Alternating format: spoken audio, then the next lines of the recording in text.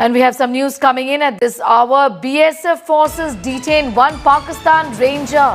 Sources say Pakistan ranger was detained in Rajasthan. I'm going to. दोस्तों देखिए, साफ सीधी बात है, पाकिस्तान कुटेगा बहुत बुरी तरीके से। अब पाकिस्तान की आखिरी घड़ी आ चुकी है दोस्तों। और जो आप सोच रहे हैं ना, मैं आपको आगे की भी खबर बताऊंगा, लेकिन जो आप सोच रहे हैं कि नहीं एक मिसाइल मारी एक बम मारा, नहीं यार, नहीं।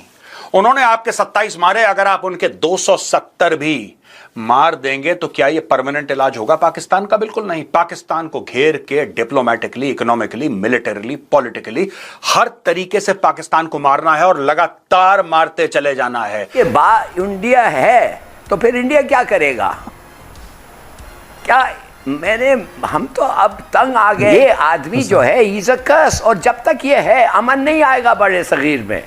जब तक मोदी और अमन हो नहीं सकते बड़े सगीर में। अब ये असल में ना, किसी मोदी ने इतना बड़ा स्टेटमेंट दिया कि मैं आज वो बड़ा स्टेटमेंट है, नहीं उसने ऐसा नहीं कहना कि मैं आज पाकिस्तान में टाइम नहीं बताया। टाइम तो नहीं बताया, ऐसी बातें करती है तो पॉलिटिक्स की बात है, नहीं तो वैसे ही कर देंगे। और शहबाज शरीफ की बात करें, वो कहता है कि अगर जवाब भी कराए में हम भी ये करेंगे, वो भी। नरेंद्र मोदी जो है उसने एक बहुत क्लियर कट स्टेटमेंट जो है वो जारी की है, जो कि इंडियन मीडिया पर अब चलाई जा रही है।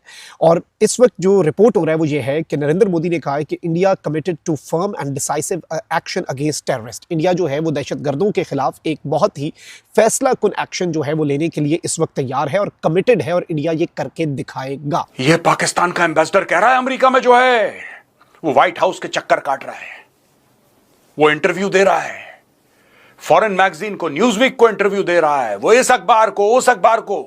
वो कह रहा है स्टेट डिपार्टमेंट के गलियारों में कि कोई तो बचाओ हमें, कोई तो बचाओ, मोदी जान से मार देगा इस बार।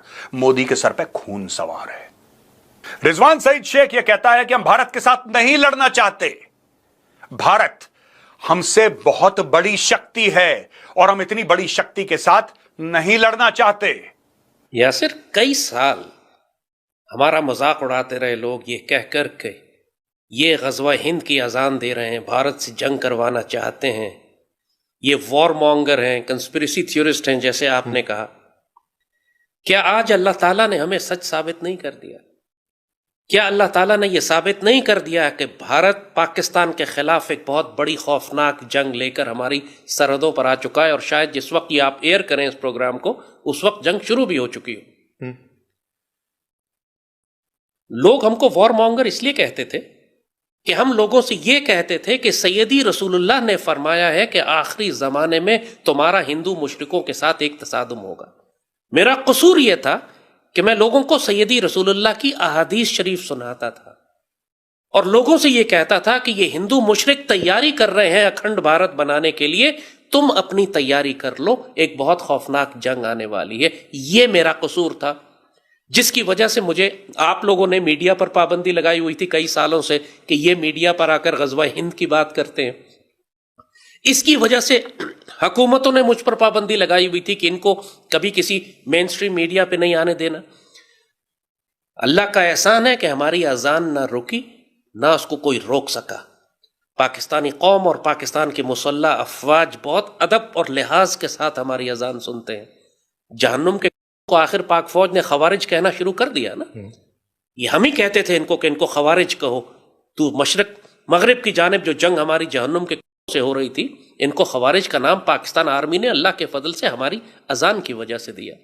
सरकारी तौर पर बेशक अभी पाक फौज ने गज़वा हिंद का बयानिया नहीं इख्तियार किया, लेकिन सिपा सलार से लेकर एक एक अफसर और जवान तक बहुत अच्छी तरह जानते हैं कि भारत से होने वाला तसादुम हमारा गज़वा हिंद है। मेरे मानने या न मानने से क्या फर्क पड़ेगा? मोदी ने तो हमला करना ही है, जंग तो करनी है आपने उसके साथ।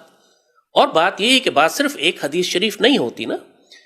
1400 साल की इस्लामी तारीख में कभी भी इस खित्ते से, खुरासान की जानिब से कोई ऐसी फौज नहीं निकली जिसके गहरे सब्ज रंग के परचम हो। ये पहली फौज है। इसी के बारे में विचारते हैं। इसी के जब 1400 साल से कभी भी फलस्तीन में यहूदी रियासत कायम नहीं हुई। हदीस शरीफ में फरमाया गया था ना कि वहां यहूदी आबाद हो जाएंगे, हर पत्थर के पीछे से यहूदी निकलेगा और मुसलमान घसीट के उसको कत्ल करेंगे। ये 1300 साल में कभी नहीं हुआ।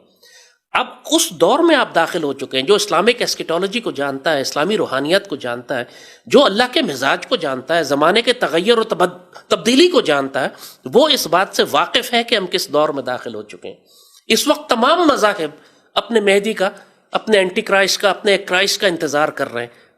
तमाम मज़ाहब इस वक्त जंगें दुनिया में मजहबी ये सिविलाइजेशनल जंगें, रिलीजियस वॉर्स है। क्रूसेड्स का आपने जिक्र किया, यहूदी भी एक यहूदी नजरिए पे जंग लड़ रहे हैं। लेकिन सर मैं इस पे इख्तलाफ करूंगा। बहुत सारे ममालिक हमने ऐसे भी देखे हैं कि जिनका उस मजहब से ताल्लुक भी नहीं है, मैं नाम नहीं लूंगा सर, लेकिन उनको माशी तौर के ऊपर, सिफारती तौर के ऊपर या जंग के महाज के ऊपर उनकी हिमायत हासिल है। मैं आपका सवाल नहीं समझा, टू बी ऑनेस्ट। मैं अगर इजराइल की मिसाल दूं तो अमेरिका की मिसाल दूं, उसकी पुष्ट पे खड़ा है। इजराइल को कितने ममालिक ने सिफारती तौर पे माना है, वहां पे अपनी एम्बेसी कायम की है। क्या वो सेम मजाहिब के ममालिक हैं या मुख्तलिफ हैं? देखिए, आप अगर नियोकॉन एवेंजेलिकल क्रिश्चियन जायनिस्ट का तस्वुर समझते हैं तो फिर आप अच्छी तरह समझते होंगे कि नियोकॉन्स ईसाइयों में यहूदियों से बढ़कर यहूदी हैं। एक फ़िरका है ईसाइयों का, नियोकॉन एवेंजेलिकल क्रिश्चियन जायनिस्ट ने कहते हैं, जो इस वक्त अमेरिका पर हुकूमत कर रहे हैं। ये उनका वही अकीदा है कि जो यहूदियों और जायनिस्ट का अकीदा है। सर मैं उन मुस्लिम ममालिक की भी बात कर रहा हूं कि जो इजराइल के साथ अपने ताल्लुकात, जी, वो मुस्लिम ममालिक एक्चुअली शरीयत की डेफिनेशन के तहत खवारिज में आते हैं। खवारिज जिनसे आप जंग कर रहे हैं, जो पाकिस्तान के खिलाफ जंग कर रहे हैं, अपने आप को मुसलमान कहते हैं ना, लेकिन पाकिस्तान की रियासत के खिलाफ जंग कर रहे हैं, मुशरिकों के साथ खड़े हैं, अल्लाह के दुश्मनों के साथ खड़े हैं, पाकिस्तान के दुश्मन हैं।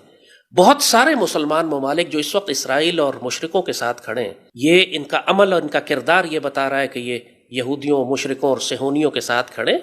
ये वो बदतरीन मुनाफिक हैं जो हुब्बुद दुनिया व कराहियतुल मौत में मुब्तला हैं। हम उनको पॉलिटिकल अलायंसेस जो भी उनके साथ रखे हैं, उनको अपना ब्रदर मुल्क कहें, लेकिन शरीयत में उनके बारे में बड़ा वाज़ेह फैसला है। नमस्कार दोस्तों, स्वागत है आप लोग का हिंदुस्तान स्पेशल के एक और नए वीडियो में। दोस्तों, पहलगाम अटैक के बाद भारत और पाकिस्तान के बीच में तनातनी बढ़ी हुई है और भारत ने लगातार पाकिस्तान के ऊपर प्रेशर डाला हुआ है।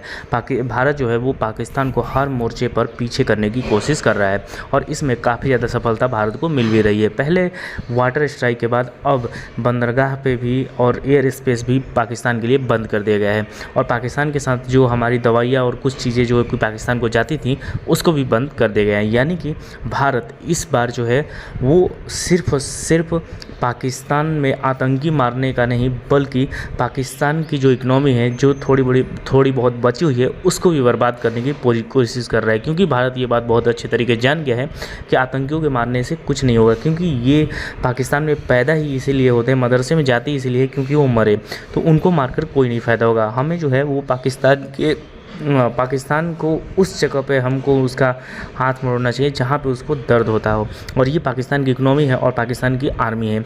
दोस्तों, नरेंद्र मोदी जी ने जो साफ कह दिया है कि अब हम जो है वो पाकिस्तान को छोड़ेंगे नहीं, और जिस तरीके से पहले हमने सर्जिकल स्ट्राइक किया है, हम इस बार सर्जिकल स्ट्राइक से कुछ बहुत बड़ा करने वाले हैं। और इसी को देख के जैद हमीद से लेकर जो जैद हमीद लाल टोपी है, उससे लेकर जो हिलाली है, वो सब इस बात से डरे हुए हैं कि भारत कुछ बड़ा प्लान कर रहा है। और दोस्तों, ये बात सही भी है, क्योंकि नरेंद्र मोदी जी ने साफ ठान लिया है कि इस बार तो हम ऐसा मौका आने ही नहीं देंगे कि आने वाले दिनों में ऐसी घटनाएं होए। क्योंकि जिस तरीके से हमारे जो नागरिक है जो कि पहलगाम कश्मीर में घूमने गए थे, उनको धर्म पूछ के जिस प्रकार से उनको मारा गया, उसके बाद से जो हमारी गवर्नमेंट है वो काफ़ी ज़्यादा पाकिस्तान के पीछे पड़ चुकी है। और पाकिस्तान को इसी बात का डर है कि इस बार का सर्जिकल स्ट्राइक पहले के सर्जिकल स्ट्राइक से बहुत बड़ा होगा, क्योंकि पहले तो भारत जो है वो इकोनॉमिक तौर पर पाकिस्तान को बहुत ज़्यादा डैमेज कर रहा है, और पाकिस्तान जो है वो पूरी दुनिया में जाके भीख मांग रहा है कि भारत से हमें बचा लो, क्योंकि मोदी के सर पर खून सवार हो गया है और वो अपने नागरिकों का बदला हमसे ज़रूर लेगा। तो दोस्तों, बस आज के में इतना ही। वीडियो को लाइक और चैनल हिंदुस्तान स्पेशल को सब्सक्राइब कर लें, क्योंकि हम आपको इंटरेस्टिंग वीडियो लाते रहते हैं। मिलेंगे वीडियो से, तब तक हिंदुस्तान स्पेशल।